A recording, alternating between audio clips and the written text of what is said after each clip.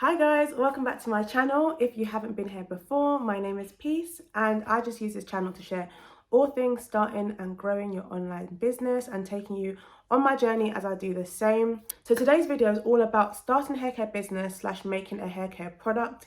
If you don't know, I am the owner of a brand called Nubia's Crown. We sell crochet hair extensions and head wraps, as I have on my head, and we are venturing into actual hair care products, which is a whole new avenue, and I'm learning so much along the way. So I really want to take you guys on this journey and just share what I'm learning, all the tips and tricks I found.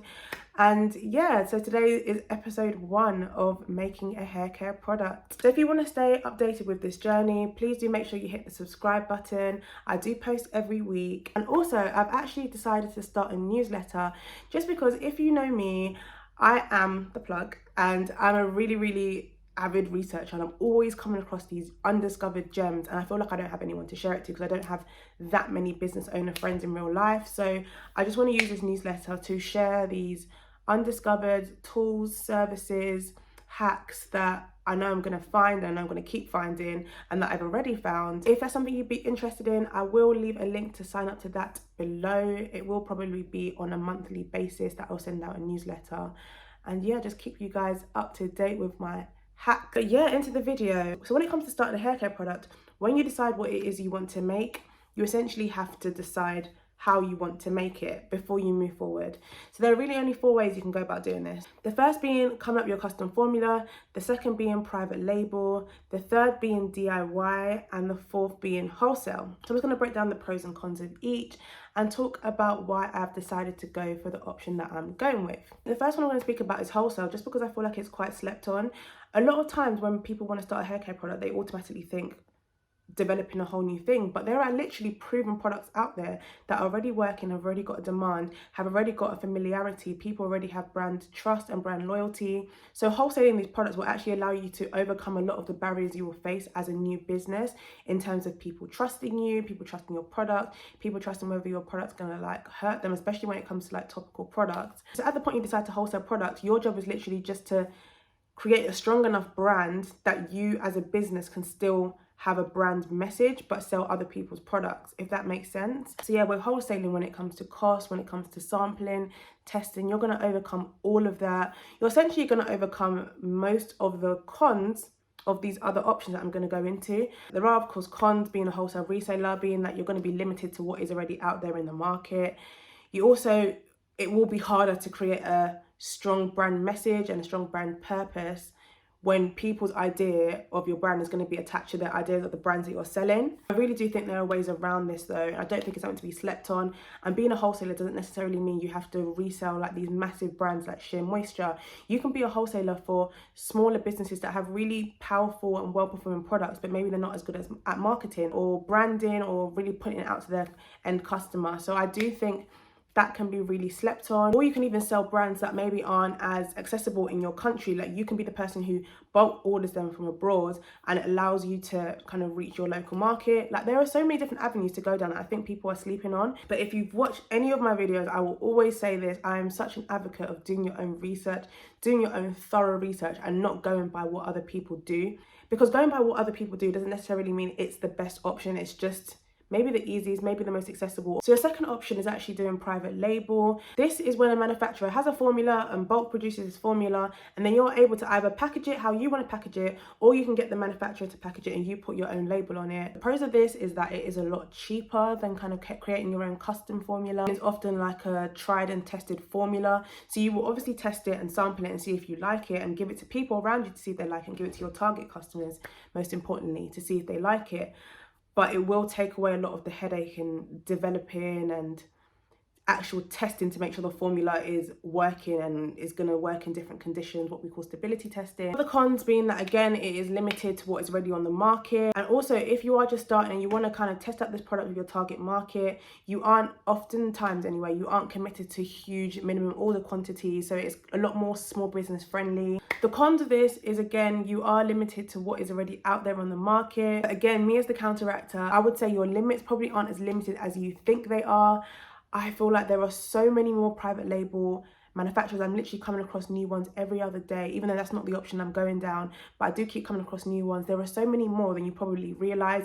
You just need to do thorough thorough research. If you do feel like you're limited in what you're finding, maybe if you've already started to search, I would challenge you to really assess whether you've actually searched as hard as you can. It can be a really good option or a really good foot in the door if you, for example, wanted to use a private label formula and then in the future kind of tweak it slightly as things go on. Like even big brands, when they use custom formulas, they will be tweaking things as they get feedback, as they kind of test it out. Things will change over time. Like you don't have to see how you're starting as your be all and end all. Sometimes it is nice to just have a foot in the door and use that to kind of grow the capital and the feedback needed to keep developing your product, because it should never be a thing where you put your product to the market and you never improve it. It should be a continuous improvement. So the third option is going to be the DIY option. This is probably the most cost-effective option because you have a lot of control over the ingredients you use and how much you want to make. However, I would say the cons of this, and the reason why for me it was an absolute no from the very beginning.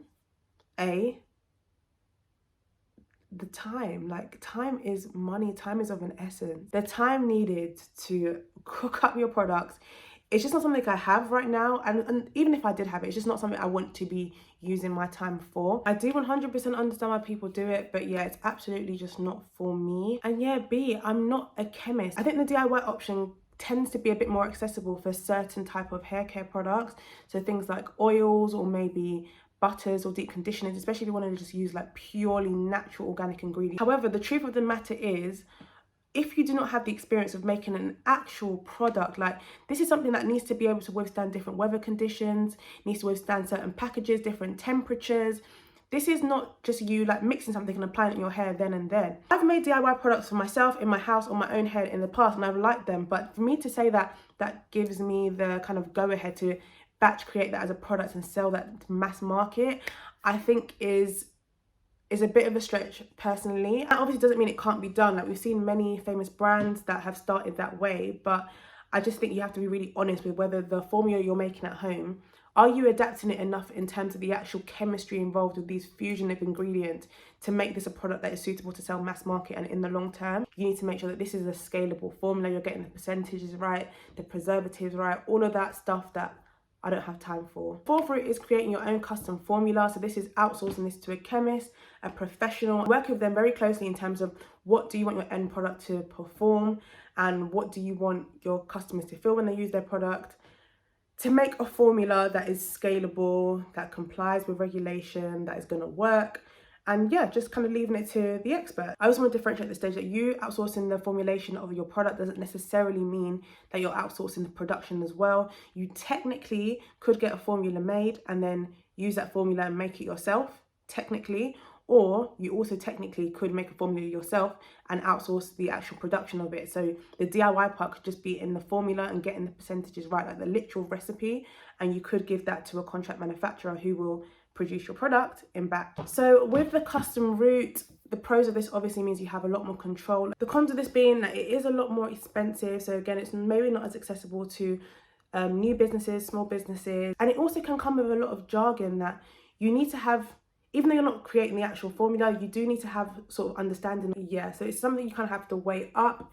This is the option I am going for. The reason why I'm going for this option is because I am creating a product that I want to perform a very specific purpose. It is quite unique. I really want to get into the nitty-gritty detail of what it does and how it performs, because there are just very specific things I need this product to achieve. And also I have been in business for about a year, so I did have the capital needed to reinvest in this product without it putting me out of pocket. It was pretty much, for the product I'm creating, the only feasible option anyway. Yeah, I do have a chemist that's been signed on and working with.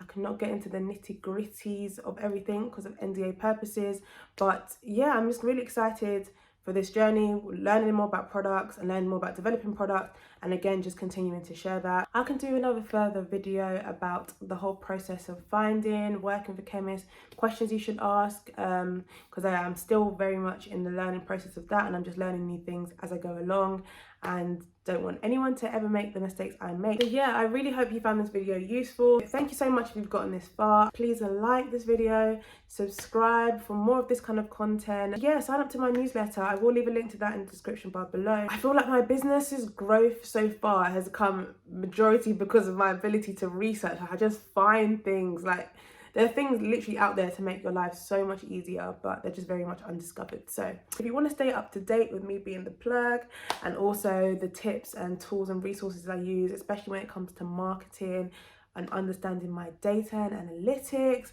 and also when it comes to developing these products, then please do subscribe to that newsletter. But yeah, thanks for watching, and I will see you again next week. Bye.